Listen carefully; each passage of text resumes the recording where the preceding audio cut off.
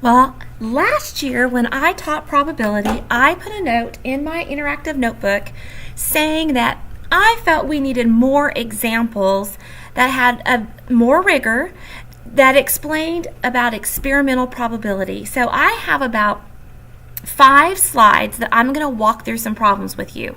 This first slide of 3 problems is a freebie. You're just going to follow along. This second, third, fourth, and fifth slide, you are going to actually fill out the paper with me and put it in your interactive notebook. So let's get started as we talk about experimental probability. So what we're going to do here is I'm going to work these 3 problems, and I will probably have the video pause and you will have to fill in the answer. So the first question says, a university class has 14 students enrolled. Of those 14, it includes 4 adults. So there's 4 adults out of 14, so that must be 10 kids and 4 adults. What is the experimental probability that the next student to enroll would be an adult education student? Well, we know probability is the event occurring over the total possible events. So the probability is wanting to know of adult education. You don't have to write, I guess, all of this because it's written for you here. Probability of adult education. Well, how many of them were adults?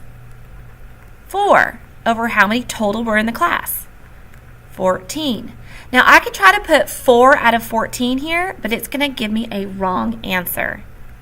That's right, because I can reduce this by cutting it in half or simplifying it by dividing by 2 and end up with 2/7. So the answer here is 2 out of 7. Let's look here. If I roll a 6-sided die 6 times, what is the best prediction possible for the number of times you'll roll a 4?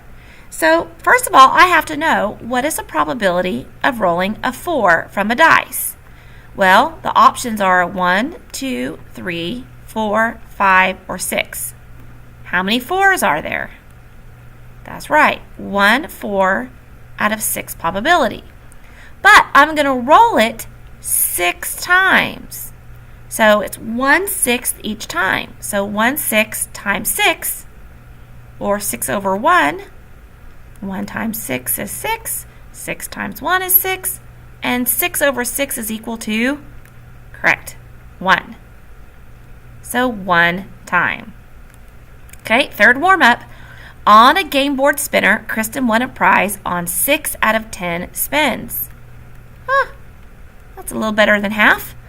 What is the experimental probability that the next spin will yield a prize? So, probability prize is 6 out of 10. If I put that answer, it's going to count it wrong. That's right, I need to reduce. And what shall we reduce by? Yep. Reduce by 2 over 2 and get 3/5. So the answer is 3/5. All right, so now let's go and talk about the problems that we have on our paper. Of the trains that recently arrived at Silver Grove Station, 9 were on time and 9 were late. Considering this data, how many of the next 14 trains would you expect to be on time? Well, so far we've tracked how many? 9 were on time, 9 were late. So how many total did we watch? 18. 9 on time and 9 are late. So on time is 9 out of 18, or 1/2. So half the trains are on time. So of the next 14 trains, well, what's half of the 14 trains? Very good. 7. Let's look here. I select a marble without looking and then put it back. I do this 11 times.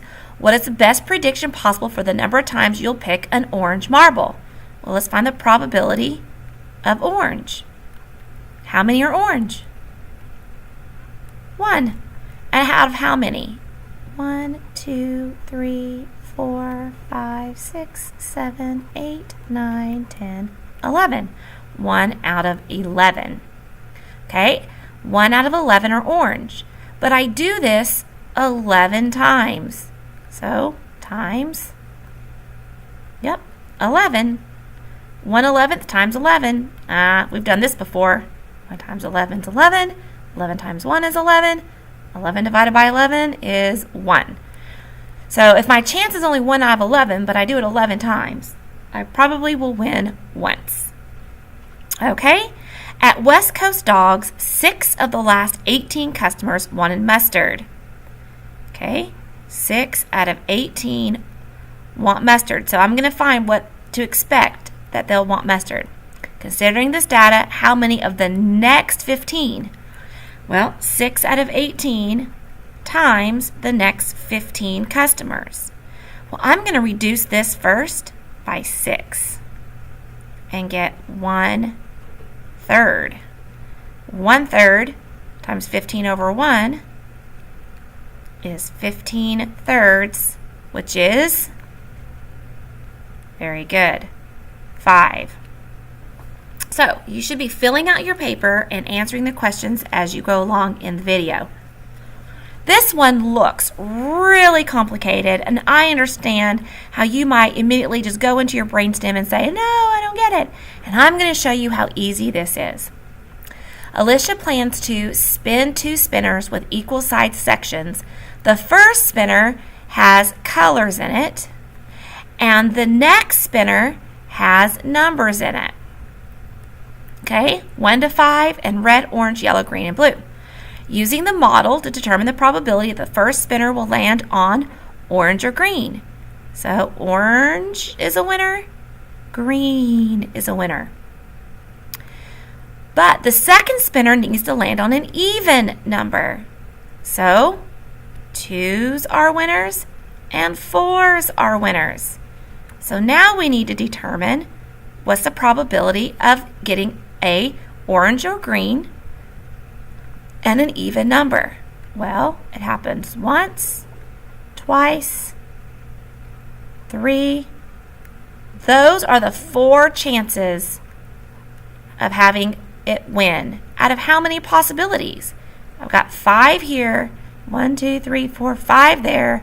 So 5 times 5, 25 possible choices. 4 out of 25. See? That wasn't so hard. All right. This one. Portia plans to roll a fair 10-sided die and a fair 4-sided die and find the sum. So like basically if I'd add this would be 1 and 1. 1 plus 2 is 3. 1 plus 1 is 2. 1 and 2 is 3. 1 and 3 is 4. 1 plus 4 is 5. So you add the numbers up. Use the area model above to determine the probability that the sum of the 2 dice is 10. Well, can I take 2 plus any of these numbers and get 10? Nope. Can I take 3 plus any of these numbers? Close, because that would give me 7. 4 plus any of these numbers? Nope. 8, 7, 6, 5. How about 5? 5 plus 1 is 6. Nope. Plus 2 is 7. Nope. So none of these work. 5 plus 4 is 9. Almost. So 6 plus what will give me 10? Right. Here finally is my opportunity for 10. 6 and 4 is 10. 7 and what? Right. 7 and 3 is 10. 8 plus 2 is 10. 9 plus 1 is 10. Now 10 plus anything else would make it no longer 10 because they don't have a 0 here. So how many opportunities to get a 10 do we have? That's right.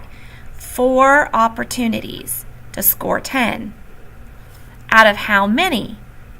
Right? This is a 10 by 4. So 4 out of 40. Well, that answer is not here. So we've got to reduce. Divide by 4. I could divide by 2, but I'm going to divide by 4 and get 1/10 to get my answer.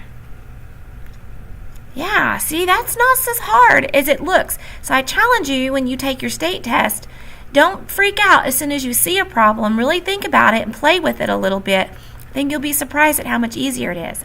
Okay, this is the hardest one. This one says, order the events from least likely to occur to most likely to occur. So Lori conducts an experiment where she spins the spinner.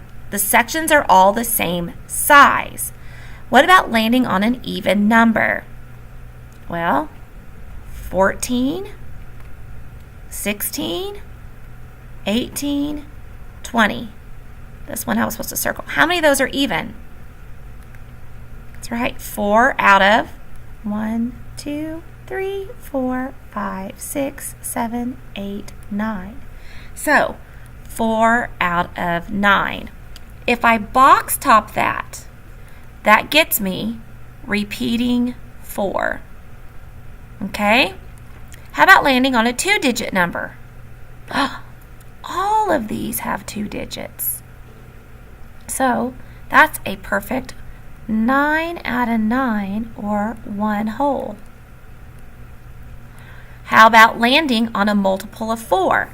Well, you've got to think about all your 4s. So 4, 8, 12, 16, 20, 24. So think about, will 4 go into a number? 4 won't go into these. 4 goes into 16. 4 goes into 20. So only 2 out of 9, and if you box top 2 divided by 9, you get repeating 2. I know my 9s because that's a pretty easy pattern. How about landing on a prime number? Now, I know you're probably thinking, wait a minute, I don't know what prime numbers are. Well, they do expect you to know, but I understand if you need a reminder. Prime numbers are numbers that can't be divided by any number but 1 in itself.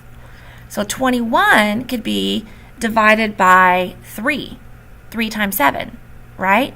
But 13 is prime because nothing else goes into it. 2 times 7, 3 times 5, 4 times 4, or 2 times 8. Here we go. 17 is prime. 18, 19 is prime. So there are 3 here. That's right, 3 out of 9, which is a repeating 3. Finally, landing on an odd number. Well, there's going to be a lot of odd numbers up there. Let's see. Let's clear off our workspace. Figure out how many of these are odd. 21, 13, 15, 17, and 19. How many is that?